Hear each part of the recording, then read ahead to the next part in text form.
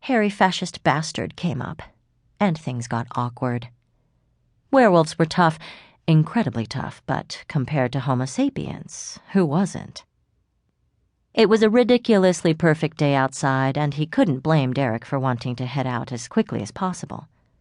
Still, there was something troubling his old friend, and Michael was determined to get to the bottom of it.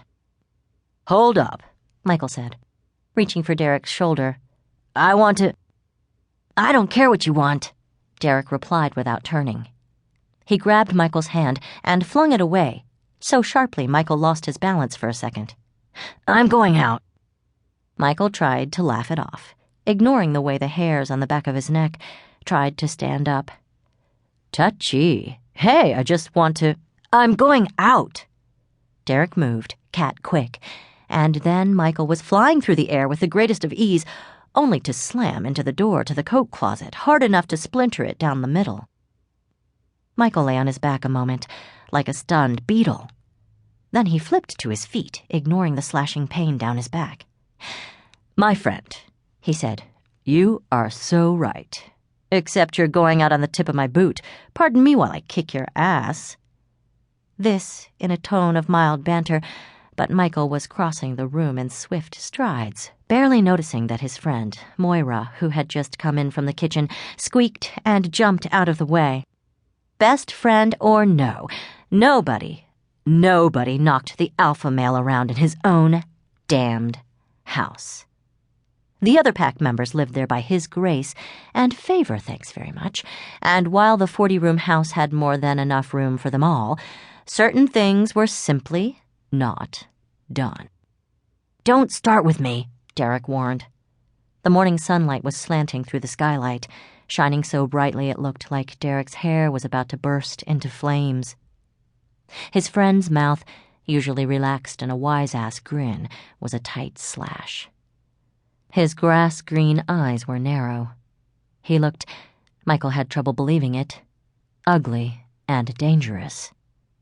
Rogue. "Just stay off." "You started it, at the risk of sounding junior high, and you're going to show throat and apologize, or you'll be counting your broken ribs all the way to the emergency room." "Come near me again, and we'll see who's counting ribs." "Derik, last chance." "Cut it out." It was Moira, shrieking from a safe distance. "Don't do this in his own house, you idiot. He won't stand down, and you two morons, schmucks, losers, will hurt each other." "Shut up," Derik said to the woman he usually lovingly regarded as a sister. "And get lost. This isn't for you." "I'm getting the hose," she warned, "and then you can pay to have the floors resealed." "Moira, out," Michael said without looking around. She was a fiercely intelligent female werewolf who could knock over an elm if she needed to. But she was no match for two males squaring off. The day was headed down the shithole already. He wouldn't see Moira hurt on top of it. "And Derik, she's right. Let's take this outside." "Oof!"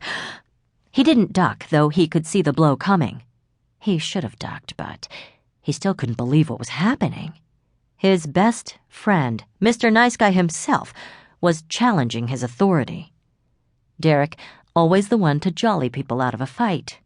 Derik, who had Michael's back in every fight, who had saved his wife's life, who loved Lara like she was his own.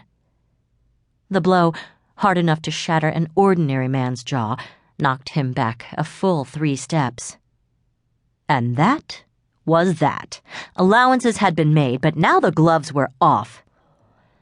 Moira was still shrieking, and he could sense other people filling the room, but it faded to an unimportant drone. Derik gave up trying for the door and slowly turned. It was like watching an evil moon come over the horizon. He glared, full in the face, a dead-on challenge for dominance. Michael grabbed for his throat. Derik blocked. They grappled. A red cloud of rage swam across Michael's vision. He didn't see his boyhood friend. He saw a rival, a challenger. Derik wasn't giving an inch, was shoving back just as hard, warning growls ripping from his throat.